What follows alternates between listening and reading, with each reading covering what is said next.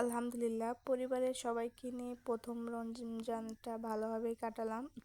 আসসালামু আলাইকুম। কাছে দূরে দেশ ও দেশের বাহিরে যে যেখান থেকে আমার আজকের ভিডিওটা দেখছেন, আশা করি সবাই ভালো আছেন, সুস্থ আছেন।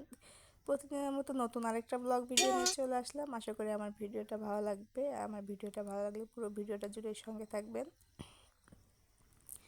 এখানে আমি আজকে গরুর মাংস রান্না করব। আমাদের যে নতুন ঘর দেওয়া আছে, তো সেই ঘরে আজকে আমরা প্রথম যাব। তো এজন্য এখানে মিলাদ উৎসব করা হচ্ছে। গ্রামে সাধারণত এটা আগে বেশি করা হতো, এখন এটার প্রচলনটা অনেকটাই কমে গেছে।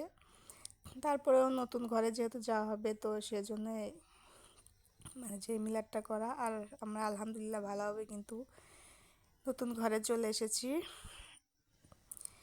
যেখানে আমি গরুর মাংস রান্না করব, যেহেতু কিছু মানুষ দাওয়াত করা হয়েছে এজন্য। আর সাথে আছে ছোটো মাছের চচ্চড়ি, কারণ শেষটাতেও তো সেহরি খেতে হবে, শুধু এটা দিয়ে তো হবে না। ওই যে আমি মাটির চুলায় মাংসটা রান্না বসিয়ে দিয়েছি। আর আমার এই পাতিলটা একটু ছোট হয়, যার কারণে আমি আর একটা পাতিলে আবার মাংসটা ঢেলে তুলে দিই, মানে ঝামেলা যাই হোক। এদিকে রান্না বান্না মোটামুটি শেষের দিকে। আর এই যে এখানে মিলাদ উৎসব শুরু হয়ে গেছে, তো তারা এখানে মিলাদ করতেছে, আর সেটা কিন্তু কাজের চাপে পুরোটা ভিডিও করা হয়নি, যাই হোক। আর যে রোজার প্রথম দিন পুকুর থেকে মাছ মারা হয়েছে অনেকগুলোই, তো সেই মাছগুলো কিন্তু আমরা কেটে নিচ্ছি। এখানে আমার ননদ এসেছে, তো আমরা দুজন মিলে মাছ কাটা হচ্ছে। আর এবার কিন্তু বেশি করে মাছটা মারা হয়েছে, কারণ মাছটা মানে বড় হয়েছে আর পুকুরের পানিটাও কমে যাচ্ছে।